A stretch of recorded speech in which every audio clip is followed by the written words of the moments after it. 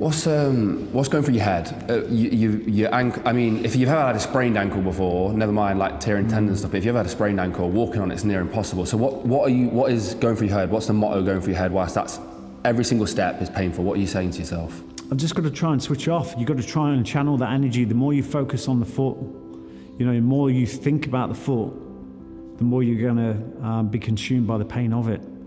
So I was using everything. I can remember Nina Cherry, 7 seconds away. Nina Cherry, do you know? Yeah. And that was going through my head all the time, 7 seconds away, because I knew how close I was to the line.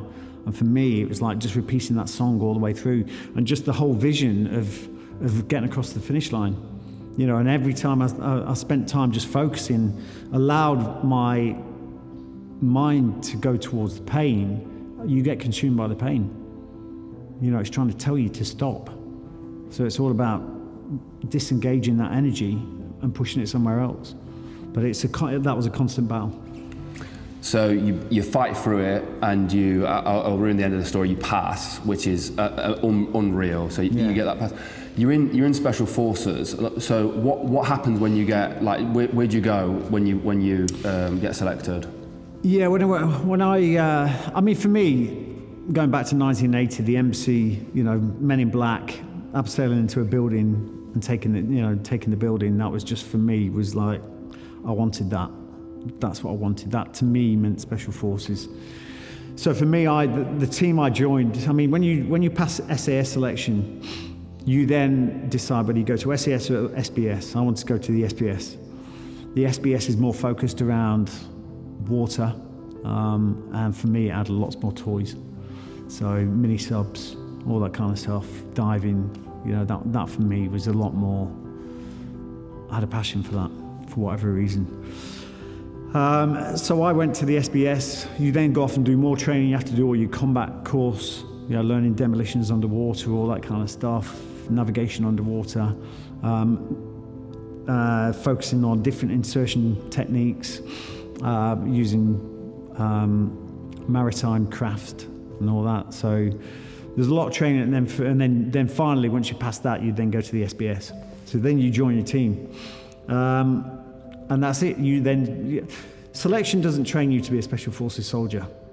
It gives you some very basic skills in the Special Forces world to be able to join a team. It's when you join a team that you become a Special Forces soldier.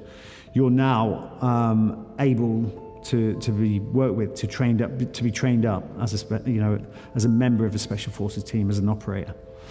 So really, from that moment on, it's almost like you look back and go, Jesus, selection was quite easy.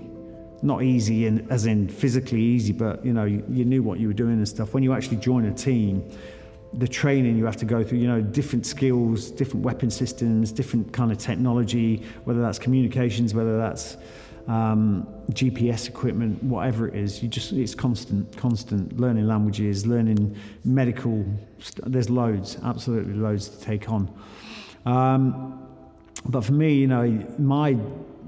the moment I knew I was in the Special Forces was the first operation I went on, which was unreal. It was brilliant, but because until that point, I'd just been training. It wasn't, I just wanted to do the job. And it was like, I had a pager, I was fully qualified, I had a pager. Pages, so basically I was on 30 minutes notice to move. It's in the UK, so I couldn't leave. I could leave camp, but I had to be 30 minutes from camp.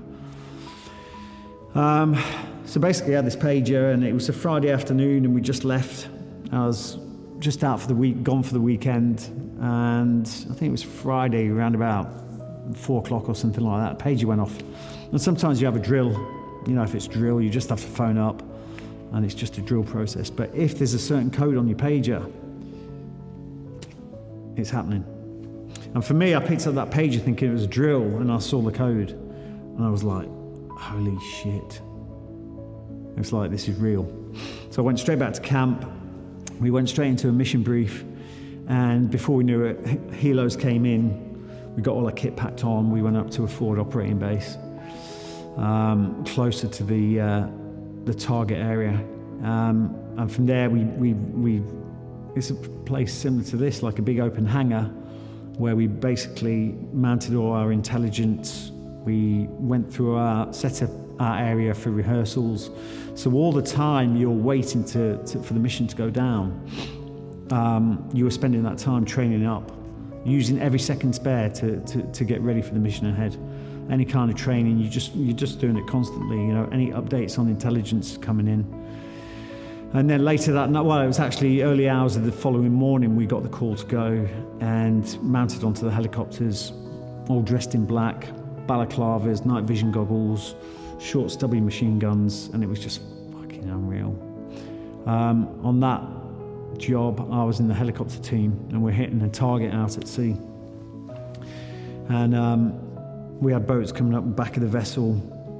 We were the helo team, which would go over the top of the vessel. We were fast rope out, straight onto the target. And it was unreal. We hit the target probably about just before dawn. You hit the target just before dawn so that you can smash it in the dark. And then by the time you've taken the ship, you've got the natural light to be able to do the exfil. And I can remember looking down from the helo like I wasn't first man, but the guys are gone. The fast rope dropped out, and you're not attached to the fast rope apart from your hands. So you've got all your body armor on, you've got all your ammunition, you've got grenades, you've got your machine gun, the whole lot. And all that's keeping you on that rope is your hands, and you use that to brake and to slow you down. And I can remember looking down, the ship's doing this because the seas were that rough. And you basically had to time it. The fast rope was down there and it was coming across like that. And you had to time it so that you would land on the boat as it was coming over its 12 o'clock position. It was hideous. Any wrong move, you'd have been off the side. And so basically it came my turn, and I got onto the vessel, and then we took the ship down, and it was unreal. And then just the next morning, just about half an hour after, we took the ship. And all teams were on board. The sun was coming up in the horizon. Helos came in and just lifted us off. It was just like surreal. And that's when I knew I was in the Special Forces. Is there a mission or a moment that sort of encapsulates what being Special Forces is, that you remember yourself? But that is it. That is it. That is it. For me, it's like, like doing all that specialist skills training, like counter-terrorism, and all that kind of training that's involved with that for me is a Special Forces soldier. Some of the work that we used to do, like getting to your target, like, subsurface with a rebreather on so there's no bubbles, at night getting to your target, that to me is Special Forces. It's a unique set of skills. And to do it with the precision and the teamwork that you're working within is just like something like I've never experienced in my life ever. It's almost like you're telepathic. You're that trained up with the people around you. It is seamless. And just as you think something, that area is not covered, there's someone moving to it. It's like a symphony of people. And for me, doing all that specialist skills, going from A to B to a target under the sea at night to hit a target like a ship or whatever it was, that for me is like Special Forces. That is a unique set of skills.